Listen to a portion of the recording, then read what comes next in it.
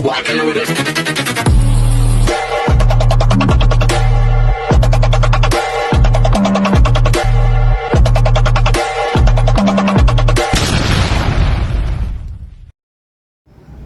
Hello beautiful people! It's your Mama Sam dito sa Sam Sam TV. Kamusta naman kayo mga amigo, amiga, kumare at kumpare? So ano ang ganap? Kamusta ang araw natin today? So kayo ba ay nakatulog ng mahimbing? Kayo ba ay na-relax? Kasi kung ako ang tatanungin ninyo, eto, syempre, ang sarap ng tulog ko last night. Alam nyo, sa totoo lang, kapag nakakatulog ka pala ng mahimbing, no, yung talagang, yung relax. Actually, natutulog lang ako per day 6 hours. Pinakamatagal na yung 6 hours, 7 hours. Pero hindi ko pa talaga na-hit yung 8 hours. So, gusto ko nga yung 8 hours eh. So, talaga yung mindset mo talaga, no? Yung mind mo sobrang fresh. Tapos yung parang hindi mabigat, hindi ka stress, gano'n. So, sabi ko nga, na-appreciate ko guys, yung natulog ka ng mahimbing. So, ngayon nga, sabi ko nga, ay dapat pala ganito yung gagawin ko. Pagdating ng gabi, kailangan relax na yung mind ko. Yung wala na akong iniisip para pag natulog ako, talagang sleep well. Tapos gusto ko matarget yung 8 hours sleep. Oo, tapos ano, para paggising ko, kamukha ko na si Angelo Di Leon. Charot. So yun, Angelo Di Leon talaga. So yun, so maraming salamat naman sa tumangkilik sa kwento ko yesterday. Naloka pa kayo sa first time ko. Ayun, may nabasa akong comment doon. Ang sabi niya, at least Mama Sam, nakita mo yung size sa yung ano nila, yung tawag dito, yung loob nila.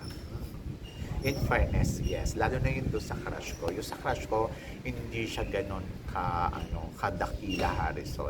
Pero yung kapatid, yung first time ko, ayun talaga, dakila Harrison siya.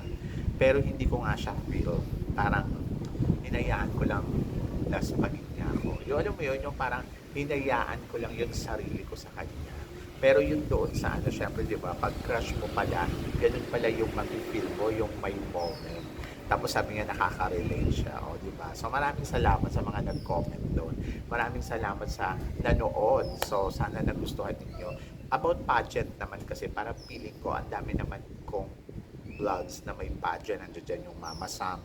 So doon na lang ako chichika. Tapos andiyo dyan din yung ano, yung Sam Bruce's Crown. So dito sa Sam Sam TV, chumika na tayo dito na kung ano yung gusto natin i-chika na gusto nyong marinig, di ba? So, yun. So, bukod doon, syempre, sa crush ko, meron naman ako na-experience na yung high school ako, parang 4th year high school ako, tapos sila ay 2nd year. So, ahead kami ng 2 years. Tapos, meron silang 3 mababarkada. Nakalimutan ko yung name niya, Jonathan ang natatandaan ko. Tapos, meron pang isang guwaping doon. Tapos yung isang friend nila, namatay yun ng ng 2nd year din sila. Kasi parang napasma, nag-basketball, pagkatapos biglang naligo. Kaya kayo, wag kayong basta-basta maliligo, lalo na kung galing kayong exercise, pagod, kasi nakakapasma siya guys. Pag napasma ka, oh my God, hindi mo alam kung ano mangyayari sa loob ng katawan mo. So yun, yung sabing gano'n, nag-basketball daw yun, tapos biglang naligo, tapos yung kinanggabihan, ayun, namatay. Anyway, so meron silang barkada na, ayun nga, na sobrang close sa akin yung Jonathan. Actually, syempre naka-ahead ako sa kanya, tapos behave ako. Pero meron kaming moment na sa tuwing alas 7 ng gabi, dati kasi pwede na kami lumabas. Yung 4th year ako, pwede na ako lumabas. So, ano lang, tatambay lang doon sa ilalim ng puno ng bayabas. Kasi may puno ng bayabas doon sa Zambales. Tapos may upuan. Tapos nakaupo lang kami doon tuwing gabi after ng dinner. Oo. So, basta nagkikita kami doon everyday. Oo. Tapos, ayun nga, so siguro meron siyang nararamdaman na anxiety, na hindi ko pa alam anxiety yon. Tapos nagkukwentuhan kami. Tapos yung mga kwento niya sa akin, sabi niya, ano kaya ang pakaramdam ng namatay, yung mga ganon. Tapos hihiga yun dito sa ko, sa hita ko. Tapos ako naman, hinihimas-himas ko yung buhok niya, yung ganon. Tapos habang nagkukwentuhan kami, pero ang mga kwentuhan namin, sabi niya, pag namatay ako, pupuntahan kita sa inyo. Pag gumalaw yung kortina, ibig sabihin ako yun. Yung ganon. Tapos ang sabi niya pa, yung mga kwentong bata na ibig sabihin nun may langit. O, ganon. So, yun.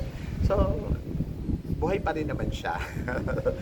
Tapos, everyday ganun yung ginagawa namin. Nagkukwentuhan kami ng ganon. Tapos, nakahiga siya dito sa hita ko. Gabi-gabi yun. Actually, naging gusto ko na siya. Kaya lang kasi bata siya sa akin noon. And then, hindi naman kasi siya agresibo. At wala din naman kaming pinag-uusapan na relationship. Basta kwento-kwentuhan lang kami every night. Ayun. So, malambing siya. Lagi niya ako niyayakap. Tapos yung time kasi na pumutok yung pinatubo, lumipat na kami sa Laguna. So, yun. Yung aalis ako, talagang umiyak siya. Yung alam mo yun, yung sabi ko, nagpaalam kasi ako sa kanya. Sabi ko, lilipat na kami ng Laguna, doon na ako. Tapos ayun, tumulo yung luha niya. Umiyak siya. Tapos niyakap niya ako. Sabi niya sa akin, magkikita pa ba tayo? Tapos sabi ko, hindi ko alam. Tapos sabi niya, sana wag kang magbago. Sana sulatan mo ako. Sana basta mga ganun yung sinasabi niya. Tapos ako naman, kasi ang focus ko noon sa buhay is, syempre makapagtapos ng high school, and then makatulong kay mama, ganun kasi yung mga ko noon, drama ko noon eh. Kumbaga parang, kasi mahirap na kami, hindi naman kami mayaman. So, syempre, ang hangad ko talaga ay matapos yung pag-aaral ko, and then, yung next, makapagtrabaho, makapag-working student, ganun yung mga drama ko sa buhay. Pagkatapos, nung natatandaan ko, nung college na ako, bumisita uli ako sa Zambales. Ayun na yung huling bisita ko sa Zambales na hindi na ako nakabalik. Pagkatapos yung pagbalik ko, di ba tayo yung mga bata tayo dati, kapag yung pupunta tayo sa probinsya, pag sa probinsya tayo tumira, tapos pumunta tayo sa syudad, sa Maynila, yung alam mo yun, yung babalikan mo yung mga kalaro mo, yung mga barkada mo, tapos parang, ayun, inaabangan ka nila kung kamusta ka na, ano na kayo itsura mo, yung mga ganon. Tapos, yung bumalik kami doon sa Zambales, Subic yun eh.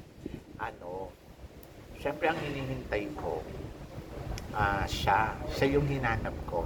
So, syempre, hindi pa ako, alam mo yung parang pakipot ka pa. Tapos, sabi niya sa akin, so sabi ko, asan na kayo si Jonathan? So pinuntahan ko siya doon sa malapit sa bahay nila. Pagkatapos, hindi kasi ako nakakapunta doon sa bakuran nila kasi may aso. Natatakot ako doon sa aso. Tapos sabi niya doon, si Jonathan po, sabi niya, nandoon, naglalaro ng chess sa kanto. So pinuntahan ko siya sa kanto. Kunwari may hinahanap ako, pero siya talaga yung hinahanap ko. Pagkatapos, nagulat siya, yung pagtingin niya sa akin, sabi niya, oh, sabi niya gano'n, andito ka pala. Tapos, grabe, ang tangkad niya na, ang ganda ng katawan. Wala siyang t-shirt nun. Di ba sa probinsya, uso yung mga lalaki, laging nakaubad. Grabe, ang panalo ng abs. Ganon. So, yun. So, sabi ko, ang gwapo naman ng lalaki to. So, yung ganon. Ang gwapo niya. Yung, alam mo yun, yung moreno, yung kulay, pagkatapos ang ganda ng katawan. Tapos, ang bait niya pa din. Sabi niya, oh, kamusta ka na? Ang tagal na natin hindi nagkikita. Yung ganon. Pero hinihintay kong yakapin niya ako. Pero syempre hindi niya ako niyakap kasi ang daming tao doon. Tapos, yung parang batian lang. Tapos sabi ko, nakakalungkot naman. Pinuntahan nga kita pagkatapos ganyan lang yung bati mo sa akin. And then, ayun nga, umalis na ako. Tapos pagbalik ko, sabi niya sa akin, no, saan ka pupunta? Tapos din sabi ko, pupunta ako ng bayan. Sabi niya, okay. Tapos din niya, kamusta ka naman? Tapos sabi ko, mabuti. Sabi niya, sabi ko, ikaw ba? Sabi niya, eto, mabuti. Sabi ko, gwapo mo ngayon na. Tapos sabi niya, gusto mo ako. Sabi ko, doon. Sabi ko, nalong ka naman ako dito. Pero syempre, nandoon yung patibure ka pa din. Yung ayaw mong magpahalata na may gusto ka sa kanya. Kasi, syempre, alam mo naman yung image ko, alam mo yung patago. So, yun. Basta, gusto ko kasi yung sa kanyang magmumula. Tapos, ang sabi niya sa akin, di ba, ang gwapo, lumaki akong gwapo, sabi niya gano'n. Sabi ko, oo nga eh. Tapos sabi ko, taray, may abs pa. Sabi ko, nagbubuhat ka? Sabi niya, hindi. Sabi niya, nagbubuhat ng kahoy. Sabi niya, gano'n. Tapos sabi niya, so anong oras balik mo? Sabi niya, sabi ko, actually, sabi ko, bukas, babalik na rin ako sa Maynila. May kinuha lang talaga ako dito. May sinadya lang ako. Sabi niya, ang bilis naman. Sabi ko, oo nga eh. Sabi niya, pwede ba tayo magkita mamayang gabi? Tapos sabi ko naman, oo naman. Tapos yun, pagkatapos, yung nagkita kami nung gabi, syempre, nung una, late pa siya dumating. Sabi ko pa nga pala, sabi ko, saan tayo magkikita? Sabi niya, doon sa dating tagpuan. Diba? Tapos yun, ayun, so, nandoon pa din yung upuan, nandoon pa rin yung bayabas. Tapos di sabi ko sa kanya, hala, buhay pa to. Sabi niya, oo naman. Tapos di sabi niya, inaayos ko nga to lagi eh. Tapos di sabi niya, marami ka ba naaalala dito? Tapos sabi ko, oo. Sabi niya, basta yung upo niya, yung alam mo yun, yung parang ilang na ilang siya sa akin. Tapos parang, yung parang hindi niya alam kung hihiga ba siya uli sa hita ko. Tapos di sabi niya, alam mo na miss kita. Sabi niya, gano'n. Tapos di sabi ko naman, ako din. Pagkatapos di sabi niya, di na, sabi ko, oo. Tapos di sabi niya, sabi niya sa akin, na-miss ko yung mga kwentuhan natin gabi-gabi. Sabi ko, talaga ba? Tapos di sabi niya, kaya lang nagbago ka na, sabi niya gano'n. Sabi ko, paano mo naman nagsabi na bago ako? Hindi ka na tulad nung dati na parang iba ka na. Sabi ko, akala mo lang yon. Tapos di sabi niya, pwede ba ako humiga dito sa hita mo? Tapos sabi ko, oo naman. Tapos yung nahiga siya, alam mo yung kinabahan ako pagkatapos bigla akong ginanon yung buhok niya uli. Yung sabi niya, pwede mo pa rin himasin yung buhok ko. Tapos sabi ko, so hiniwas ko gano'n. Tapos sabi niya sa akin, may boyfriend ka na? Sabi ko, Sabi ko, wala. Sabi niya, gusto ko, sabi niya, maging tayo. Ay, sabi ko, nakakaloka ka naman pagkatapos ayun. Tumayo siya, tapos sumarap siya sa akin. Pagkatapos bigla niya akong kinis. Tapos yung kinis niya ako, syempre naloka ako na parang, sabi niya, bakit ayaw mo? Sabi ko, hindi naman sa ganun. Sabi ko, ang bilis-bilis mo. Sabi niya, so tayo na. Di sabi ko, babalik pa rin ako ng Maynila eh.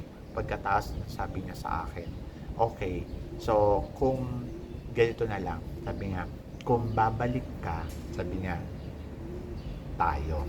Sabi niya, hihintayin kita. Sabi niya, ganun. Di ba noon, hindi pa naman kasi masyado uso talaga. Wala pang phone. Hindi pa uso yung mga contacts. Hindi pa ganun. Tapos sabi niya, hihintayin kita sa pagbabalik mo. Tapos sabi niya, gusto ko, pag bumalik ka, hindi ka na aalis. Dito ka na lang. Tapos sabi niya, tapos tayo na. Tapos sabi ko, pwede bang ganun? Sabi niya, oo, pwede yun. Sabi niya, basta bahala na. Basta maghihintay ako sa'yo. Sabi ko, nakakaloka ka. Pagkatapos, sabi ko, sige, tingnan natin. Sabi niya, basta promise mo sa akin, babalik ka. Sabi ko, oo, babalik ako. Tapos yun, kinabukasan, yung aalis na ako, syempre, hinatid niya ako doon sa terminal ng bus. Tapos, yung sa terminal ng bus, tapos sabi ko, sige, mag-iingat ka. Pagkatapos sabi niya sa akin, ikaw din. Tapos bigla niya akong niyakap. Tapos sabi niya, pahalik ka mo. Sabi ko, daming tao. Siyempre natatakot ako. Sabi ko, bawal na. Sabi niya, bakit? Sabi niya, nahihiya ka ba? Tapos sabi ko, medyo. Sabi niya, wag kang mahiya. Tapos sabi niya, tapos hinalikan niya ako dito. Tapos yung hinalikan niya ako, sabi niya, mag-iingat ka. Sabi niya, hintayin ko yung pagbabalik mo. Tapos yun, sumakay na ako doon sa bus. Pagkatapos, yun na, hindi ako nakabalik. So, hindi ako nakabalik kasi may offer na trabaho sa akin. And then, wala naman kaming contact. Hindi rin naman ako nakasulat sa kanya kasi hindi ko naman alam yung address. Pagkatapos, ayun na. So, hinayaan ko na hindi kami magkita. So, yun na. Hanggang ngayon, hindi pa kami nagkikita. Hindi ko alam kung buhay pa siya. Hindi ko alam kung ano, nasa na siya. Hinahanap ko yung Facebook niya. Hinahanap ko siya sa mga tao. Wala eh. Walang contact sa kanya. Pero alam nyo, mas gwapo yung kapatid nun, yung kuya nun. Sa totoo lang. Pero siya, charming kasi siya. So, yun. Tapos yun lang, hanggang ngayon, ayan, yung kinukwento ko sa inyo ngayon, naiisip ko pa din siya ngayon minsan, naiisip ko siya, what if kung bumalik ako? What if kung nag, nagkatuluyan ba kami? Maganda ba yung pagsasama namin? Or nasira yung friendship namin? Hindi ko alam. Basta maraming what if. Pero, isa lang ang masasabi ko sa inyo.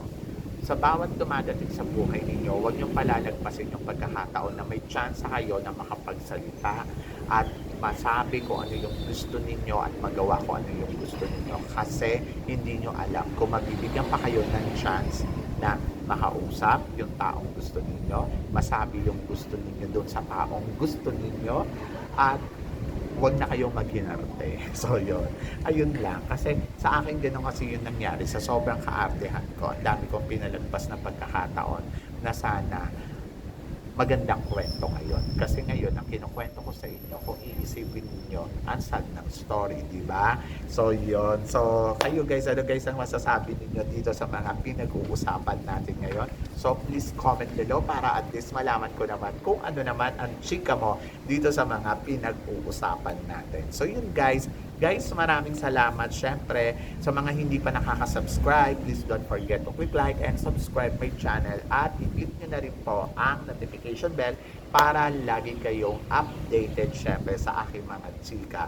So guys, hanggang dito na lang, hanggang sa muli nating chikahan. See you tomorrow. Thank you guys.